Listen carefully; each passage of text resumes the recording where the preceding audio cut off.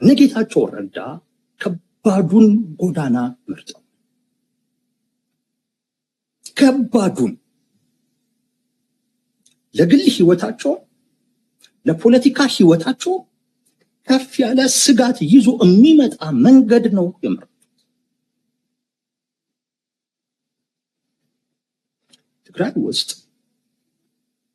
ከጦርነቱ በኋላ በጦርነቱ የደረሰው ነገርና ጦርነቱ የተጠናቀቀበት ሁኔታ በጣም ትልቅ ቅሬታ ፈጥሯል። ቂም የፈጠረበታል፣ ቁጭት የፈጠረበታል። ባለፈው ዶክተር ደብረጽዮን ሲቆጠር ያጡት እንጂ ያገኙት የለም።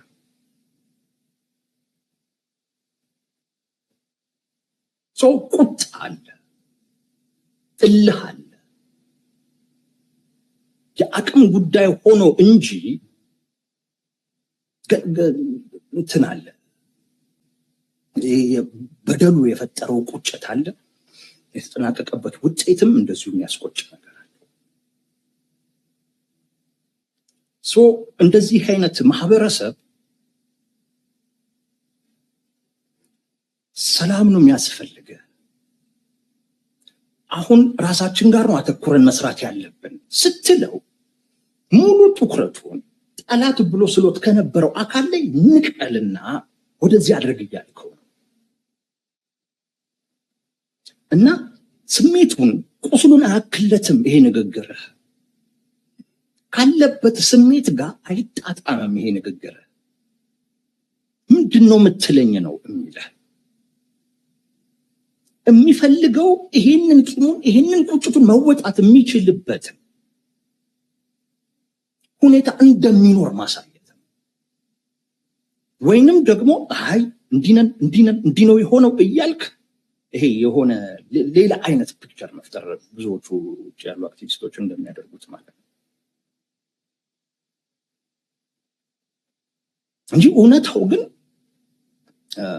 ዲናይ ማድረግ ነው ወይ ያለብህ አዲያም ከዛ ስሜት ጋር የሚሄድ ነገር ነው ማራመድ እንጂ ኖ አይሆንም እሱ አማራጭ አሁንና ወደ ሪያሊቲው ና ስትለው በፍጹም ለመቀበል ይቸገራል።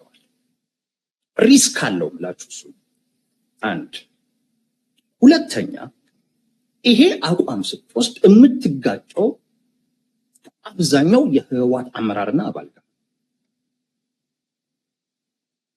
ምክንያቱም አብዛኛው የህወሓት አመራርና አባል ኢቭን የፕሪቶሪያ ስምምነት ነው። አሁን በዚህ ጉዳይ እንዲህ እያለን መተንተን ያለብን አይመስለኝም። ቅርብ ጊዜ በደንብ ነው የተነጋገርንበት። ዶክተር ደብረጽዮን ያሉት በቂ ነው። የሽንፈት ሰነድ ነው። የዶክተር አብይ አህመድ ትዕዛዝ ነው የተጻፈበት። እናስፈጽማለን ብለን የፈረምነው ያሉት በቂ ነው። እሱ አልተቀበሉትም። ይሄን የሽንፈት ሰነድ እናስፈጽም ስትለው ከዛ አካል ጋር ነው የምትጋጨው። ህወሓት ማለት ትግራይ ውስጥ ያልተቆጣጠረው ነገር የለም፣ የማይደርስበት ነገር የለም። ራሱን የትግራይ ፈጣሪ ሁሉ አድርጎ እስከማየት የሚያደርስ ሁኔታ ነው የፈጠረው። 50 ዓመት በአስተሳሰብም በመዋቅርም የነበረ ድርጅት ነው። በበላይነት ምንም ቻሌንጅ ሳይገጥመው ማች የህብረተሰቡን ስነ ልቦና የተቆጣጠረ ነው። ከዚህ አካል ጋር ስትጋጭ ምን ሊያደርግህ እንደሚችል ይገልጻል። ስለዚህ ህዝቡን ሁኔታ አስቡት። ህዝቡንም ከዛ አይነት ከሱ ስሜት በተቃራኒ ወደሆነ አይነት ነገር ማምጣት በጣም አስቸጋሪ ነው። እንደገና ከህወሓት ጋር ያጋጫል። በጣም ከባድ ጎዳና። ይገርመኛል። ተወጥተውታል።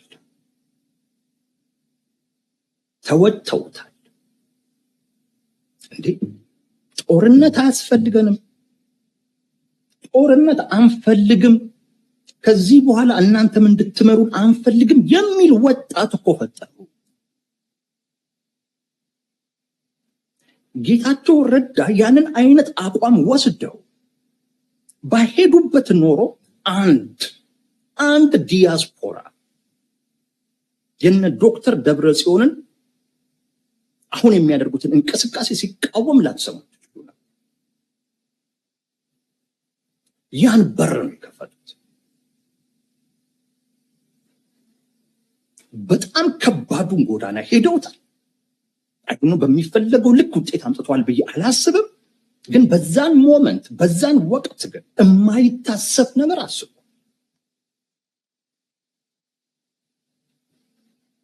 በዛ ሰዓት ህዝቡ በእንደዚህ አይነት ሁኔታ ውስጥ በነበረበት ህወሓትም ፕሪቶሪያን ለጊዜ መግዣነት እንጂ ልፈጽሙ አይገባም የሚል አይነት አቋም በውስጡ በያዘበት ወቅት ነው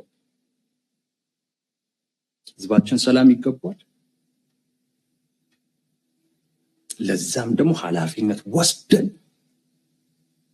እውነታውን እንዲረዳ ማድረግ አለብን የሚል አቋም ወስዶ በዚህን ያህል ርቀት ድረስ መምጣት እውነት ለመናገር በዛን ወቅት ላይ መታሰብ ይችላል። ኢትዮጵያ ውስጥ በጣም ጥቂት ፖለቲከኞች ናቸው ደፋር። አብዛኛው መንጋውን እየሰማ የሚጓዝ ነው። አብዛኛው መንጋውን ታሳቢ አድርጎ ነው የሚያወራው። ምን ይሉኝ ይሆን? አሁን በዛን ሰዓት ጌታቸው ረዳ ብልጽግና አባል ይሆን ብሎ ቢያስብ፣ ባንዳ አባል ይሆን ብሎ ቢያስብ፣ አዲ አባል ይሆን ብሎ ቢያስብ ደግሞም አስቧል። ግን ያ ሐሳብ ቢያቆመው ኖሮ ትግራይ ውስጥ አሁን ያለው አይነት ነገር አይኖርም። ልባል ግን አይኔ እያየ እኔ እየመራው የትግራይ ውስጥ ድጋሚ ጦርነት ውስጥ ብሎ ወስኖ ነው። እንደዚህ አይነት ፖለቲከኞች ጥቂት ናቸው። አብዛኛው ምን ያስጨበጭባል? አብዛኛው ሰው እሱን ነው የሚያስበው። እሱ ደግሞ በጣም ቀላሉ መንገድ። ብዙዎች በዛ መንገድ ነው ያሉት። ብዙዎቹ በዛ መንገድ ነው። በትክክል ለለውጥ የወሰኑ ሰዎች ናቸው ብዙዎች ከሚሄዱበት ጎዳና በተለየ መንገድ ሲጓዙ። የነዚህ አይነት ሰዎች ስነ ልቦና በጣም ይገርማል። ዓለማችን ላይ አብዮተኛ የምንላቸው ሰዎች እንደዚህ አይነት ሰዎች ናቸው።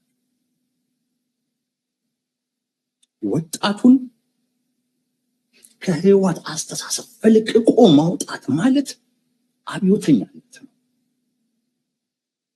ትግራይ ውስጥ አብዮተኛነት ነው። ጥቂቶች ናቸው የሚከተሉ፣ ብዙሃኑ በሂደት ወደፊት ነው የሚረዳ። ኢትዮጵያ ውስጥ መገዳደል የፖለቲካ መፍትሄ መስጫ አማራጭ ተደርጎ በሚታይበት ሀገር የሚመጣውም ነገር ቢኖር ይምጣ፣ ግን እኔ በዚህ መንገድ እቀጥላለሁ ማለት እውነትም ይደንቃል። አሁን የወሰኑት ውሳኔ ቀላል ውሳኔ እንዳይመስላችሁ። የመጨረሻው መጀመሪያ አቶ ጌታቸው ረዳ ከዚህ በኋላ የሚቀራቸው ውሳኔ አንድ ብቻ ነው። እሱም በዚህ ውሳኔ የሚመጣባቸው ነገር ከሌለ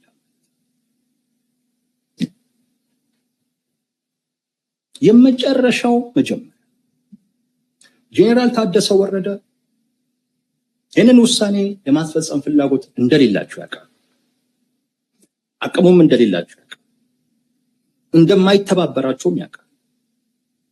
ይሄ ደብዳቤ የተፈለገው የተጻፈው እና ለህዝብም ይፋ የተደረገው በቀጣይ የሚወሰኑን ውሳኔ ታሳቢ በማድረግ ይታሰሩ እኮ ነው። ሰራዊቱ ማለት በትግራይ የፖለቲካ ማህበረሰብ ዘንድ የሚታይበት መንገድ ትንሽ ከሰውኛም ጭምር ከፍ ያለ እንደ አዳኝ የሚታይ እንደ አዳኝ እንደ መከታ የሚታየው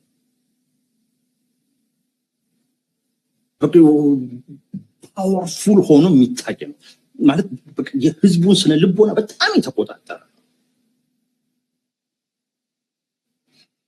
የዚህን ሰራዊት አመራሮችን ይታሰሩ ያሉት የታጠቀም እኮ ነው። በህዝብ ውስጥም ደግሞ ኦልሞስት በቃ በጣም ብቻ በጣም የሚመሰገን በጣም ባለውለታ ተደርጎ ይታይ። ምናልባት ወደፊት ሐውልት ሁሉ ሊቆምለት እንደ ተደርጎ የሚታይ ነገር እነዚህ ይታሰሩ። የታጠቀም ነው፣ በአስተሳሰብም ደግሞ ገዢ ነው። የህዝቡንም ስነ ልቦና የተቆጣጠረ ኃይል ምን ሊያስብል እንደሚችል አስቡ። ግን ጌታቸው ሊባል አንድ ሰው ሊባል የሚችለውን ነገር በሙሉ ተብሏል። ሰካራም ተብሏል። ፐርሰናል በሆነ መንገድ አደባባይ ላይ ምን ያልተባሉት ነገር ግን የፈለገ ይሆናል እንጂ ይህ ህዝብ ድጋሚ ወደ ጦርነት አይገባም። እኔን እርግጠኛ ሆኜ የምናገር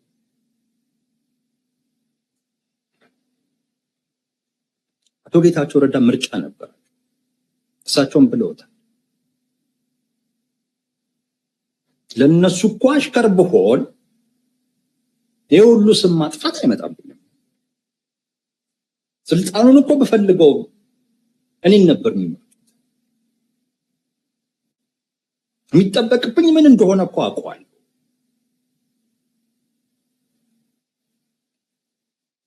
እኔም ያሉት እና ግን እንዲህ አይነት አብዮተኞች ያስፈልጉናል። ለማንኛውም እንዲህ አይነት አብዮተኞች ማለት የህዝብን የገነገነን የማይጠቅም ባህል እና አመለካከት ሊቀየር ነው በጦርነት ሳይሆን በሰላማዊ አይነት መንገድ በህጋዊ መንገድ ተገቢውን የፖለቲካ ትግል አድርገን ምንፈልገውን እናመጣለን የሚል መተማመን እና አስተሳሰብ